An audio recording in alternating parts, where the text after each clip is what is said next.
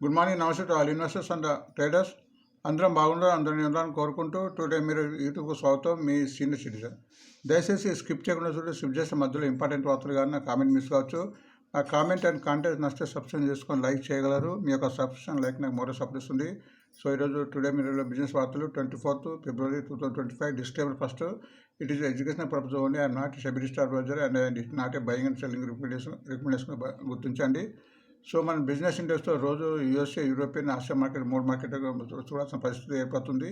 ఎందుకంటే మన stock market international market కాబట్టి వీటి యొక్క ప్రభావం మన మార్కెట్పై ఉండే అవకాశం ఉంది కాబట్టి వీటిని రోజు గమనించాలి. సో యూఎస్ఏ ఫ్రైడే నాడు ఘోరంగా పడిపోయింది. దాని మూలంగా ఈరోజు మన మార్కెట్ గ్యాప్ డౌన్తో ఓపెన్ అయ్యే అవకాశం ఉంది. సో ఈ డాటా బట్టి మనం చెప్పగలుగుతాము.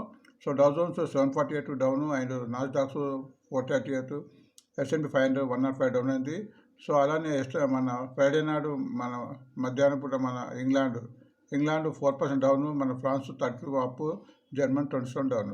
సో మార్కెట్ చాలా పడింది కాబట్టి ఈరోజు కూడా మన ఆసియా మార్కెట్ కూడా మిక్స్డ్గా ఉంది. ముఖ్యంగా సింగపూర్ నిఫ్టీ 140 డౌన్లో ఉంటే యాంగ్సాంగ్ చైనా మాత్రం 140 అప్లో ఉంది. అండ్ తైవాన్ కూడా 200% డౌన్ ఉంది. జపాన్లో ఎటువంటి ఇన్ఫర్మేషన్ ప్రస్తుతం వరకు.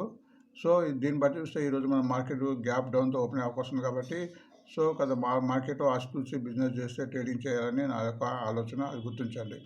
సో ఫ్రైడే నాడు కూడా మన యథావిధిగా మన ఫారినర్స్ కూడా సుమారు 3,449 crores సేల్ చేస్తే మ్యూచువల్ ఫండ్స్ వారు 2,884 బై చేశారు.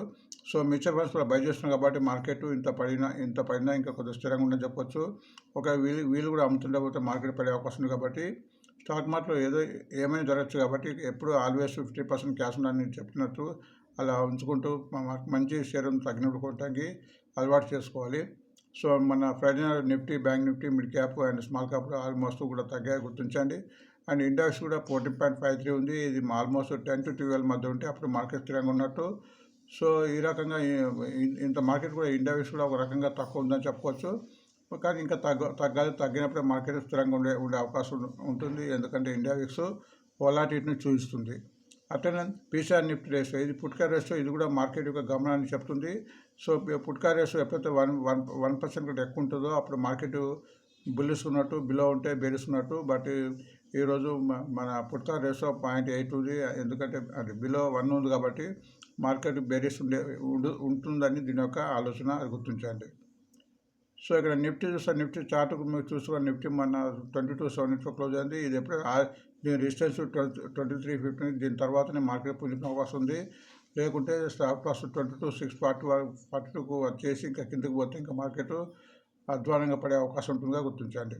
అట్లనే బ్యాంక్ నిఫ్టీ కూడా ప్రస్తుతం 48,981 ఉంది. దీని రెసిస్టెన్స్ 49,648. ఎప్పుడైతే ఇది దాటుతుందో అప్పుడు మార్కెట్ స్థిరంగా ఉండే అవకాశం ఉంది. స్టాప్ లాస్ కింద 47,890 ఉంది. ఇంతవరకు కూడా వచ్చే అవకాశం ఉంది. ఇది దాటితే ఇంకా ఎక్కువగా పడే అవకాశం గుర్తించండి. ఇక్కడ ఫ్యూచర్ అండ్ ఆప్షన్ డాటా ప్రకారం లాంగ్ బిల్డప్ స్టాక్స్ ఉంటుంది. లాంగ్ బిల్డప్లో ఈ షేర్స్ పెరగడానికి అవకాశం ఉంటుంది. ఎందుకంటే ఇక్కడ ఓపెన్ ఇంట్రెస్ట్ పెరిగి షేరు లాంగ్ బిల్డప్లో వచ్చాయి కాబట్టి షేరు పెరగవచ్చు అనేది దీని యొక్క సమాచారం. షార్ట్ కవరింగ్ కూడా ఈ షేరు అంతకుముందు ఓపెన్ ఇంట్రెస్ట్ కింద షార్ట్స్ కొని కంపల్సరీ కొనవలసిన స్థితిలో ఉంటారు కాబట్టి ఈ షేర్ పెరుగుతాయని దీని యొక్క మీనింగ్. అండ్ లాంగ్ ఐన్విన్గా ఓపెన్ ఇస్తూ తగ్గి ఈ షేరు తగ్గవచ్చని దీని యొక్క మీనింగ్. అట్లా షార్ట్ బిల్డప్ కూడా ఈ షేర్లు తగ్గుతాయని దీని యొక్క మీనింగ్. అండ్ హైయెస్ట్ డెలివరీ కింద మన ఫ్రైడే నాడు ఈ షేర్లు హైయెస్ట్ డెలివరీ జరిగింది. ఇందులో మినిమం సుమారు 71% నుంచి ఆల్మోస్ట్ 83% వరకు కూడా ఇక్కడ హైయెస్ట్ డెలివరీ జరిగింది. సో దీన్ని బట్టి హైయెస్ట్ డెలివరీ జరిగిందంటే ఈ షేర్ పెరుగుతాయని ముందు పెరగవచ్చు అని దీని యొక్క మీనింగ్, అది గుర్తించండి. అట్లనే టుడే ఈరోజు బ్యాన్లో మన మన్నపురం ఫైనాన్స్ అండ్ చెంబర్ ఫ్యాక్టరీస్ ఉంది. ఫ్యూచర్ ఆప్షన్స్లో బ్యాన్లో ఉంటే ఈ బ్యాన్లో ఇవి కొనడానికి వీలు ఉండదు ఫ్యూచర్ ఆప్షన్స్లో, బట్ అమ్మటానికి వీలు ఉంటుంది. క్యాష్ సెక్షన్ తీసుకోవచ్చు. బ్యాన్లో ఉన్నప్పుడు షేర్ కొంచెం తగ్గడానికి అవకాశం ఉంటుందని గుర్తించవచ్చు. ఈ పాసిబుల్ ఎంట్రీస్ ముందు రావడానికి అవకాశం ఉంది. ఈరోజు డాటా బట్టి బంధన్ బ్యాంకు, హిందుస్థాన్ కాపర్, సేలు, Punjab national bank, can bank, అది గుర్తించండి. కొన్ని డివిడెండ్స్కు సంబంధించిన ఇన్ఫర్మేషన్ ఈరోజు ఎస్బీఐ కార్డు 2% డివిడెండ్ ప్రకటించింది. దాని రికార్డ్ డేట్ 25th. సో ఎవరైతే ఈరోజు అంతకుముందు ఎవరైతే ఈ షేర్ కొన్నారో వాళ్ళకు ప్రతి షేర్కు 2 ఇచ్చే అవకాశం ఉంది, అది గుర్తించండి.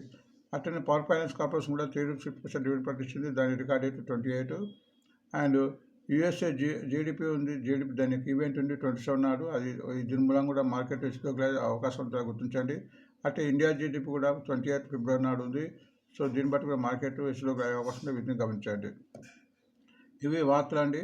సో మీకు తెలుసు మన వీడియోను రెండు రకాలుగా విభజించాము. ఒకటి మెయిన్ వార్త కింద అండ్ వార్త మన బిజినెస్ వార్త టెక్నికల్స్. దీని తర్వాత ఇంకో వీడియో ఉంటుంది.